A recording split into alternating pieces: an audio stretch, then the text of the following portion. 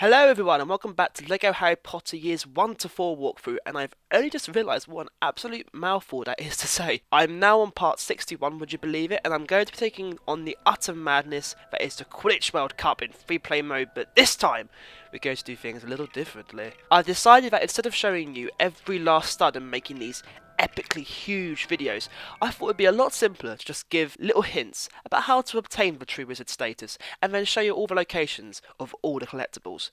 Sounds fair, I think. The delay in getting this uploaded has been partly due to this experimentation, but hopefully you guys are happy with the finished product. Right, let's get started. So, the Death Eaters are roaming around the campsite, setting fire to tents and destroying everything in sight. And what must you do to get the studs?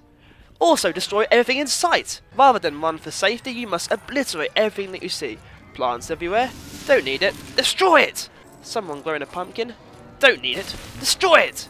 Hey look, that tent's fallen to pieces. Surely it would be better to put it back together?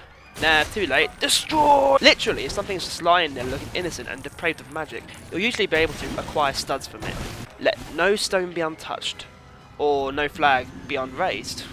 Does that make sense? Seriously, just because Death Eaters are roaming about the place doesn't mean we can't have a good time and show our sporting colours. Also, several of the plants can be targeted multiple times, little hint there for you guys. So make sure you get all the studs you deserve. There's Death Eaters everywhere, you know. You're risking your health and safety for this level. You might as well make the most of it. Because the level is neatly split into like 2 sections, this first one feels absolutely huge, never ending. Thankfully it's not, but there's still plenty of collectibles for your afternoon delight. Afternoon delight? Firstly, keep an eye out for a locked shed towards the right of where you start. Somehow a Hogwarts student has got trapped in there, no idea how this has worked. Just use the ducto and smile through gritted teeth at the poor student, not mentioning that all he needed was Alohomora and he would be fine. I mean, there's Death Eaters roaming the place, with tents on fire, you know. The last thing we want to be concerning ourselves with is a locked shed. Now, there are several patches of fire in the first area that can be put out by levitating a barrel of water onto them. If you find all 8 of them, you'll get the Gryffindor crest, and possibly a shiny certificate about fire safety. Here's how to get them all. The first is to the right of the locked shed where the student in peril is trapped. The second is to the northwest of the campsite near the broken tent. The third is to the right of George, who is trapped by rockets. Seriously, he's a prankster. How does he get trapped by fireworks? The fourth is south of the invisibility potion cauldron, which is on the far east of the map. The fifth is near the spider's web on the far east of the map. If you head up the northwest path from the cauldron, the sixth is in the area of all these broomsticks, to the left of the large tent. Remember this tent, by the way. The seventh is in the same area as the sixth, but to the left of all the broomsticks. The final one is in the circular enclosure next to a load of fireworks.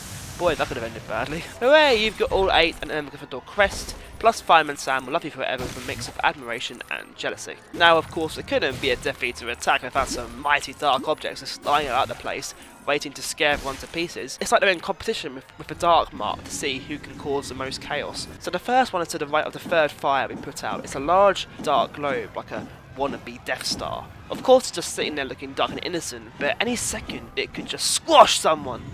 Or something like that. Anyway, just crucio that bad boy and you'll unlock the first character, the Death Eater! The second object that doesn't seem like a dark object at first. In fact, it's the only tent left standing that's in one piece. And you think, well, surely we should preserve this then, as a symbol of hope. But of course the game thinks otherwise and says, no, destroy that bad boy, get rid of it, get rid of it!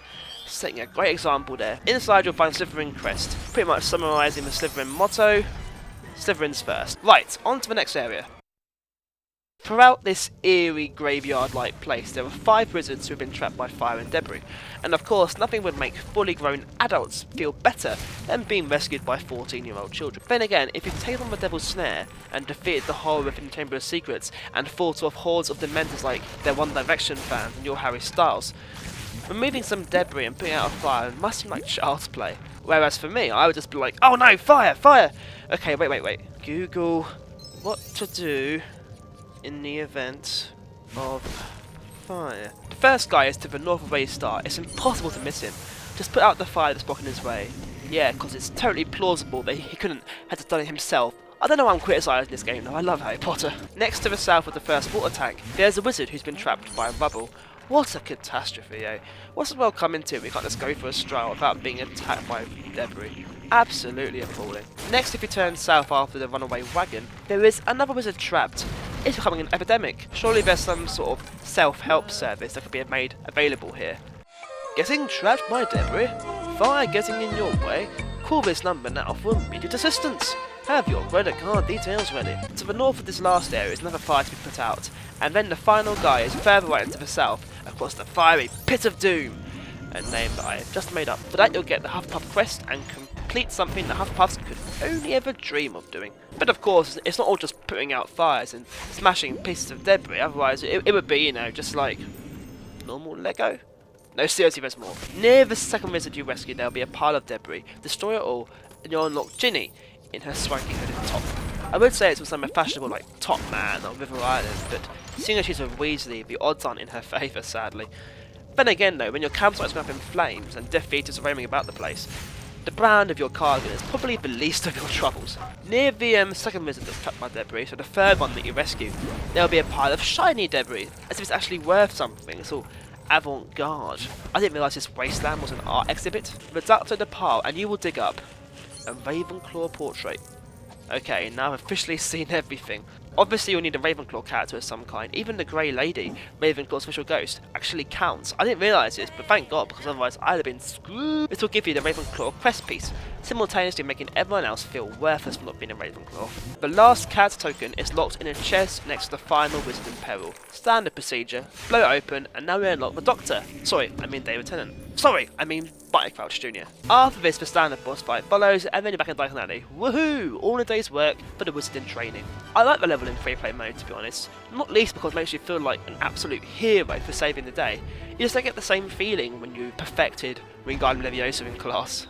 To get true wizard status, you're going to have to have earned 90,000 stars, which is loads, but now it means that you're rolling in it. I ran to Madame Malkin's like a little boy in a sweet shop.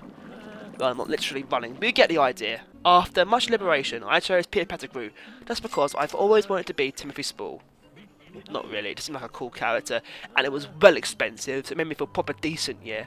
The weird thing is that throughout all the books and films, Pettigrew or Wormtail is always depicted as, you know, a cowardly old bugger, scared of the other Death Eaters and Voldemort. Here though, he just looks plain evil, almost like the comic type of evil. To be honest with you, it's a Lego game though, it's hard going to be super crazy, scary evil. So that's it then, part 61, Quidditch World Cup, done, sorted, simple. Next one, we're going back to Hogwarts. See you then.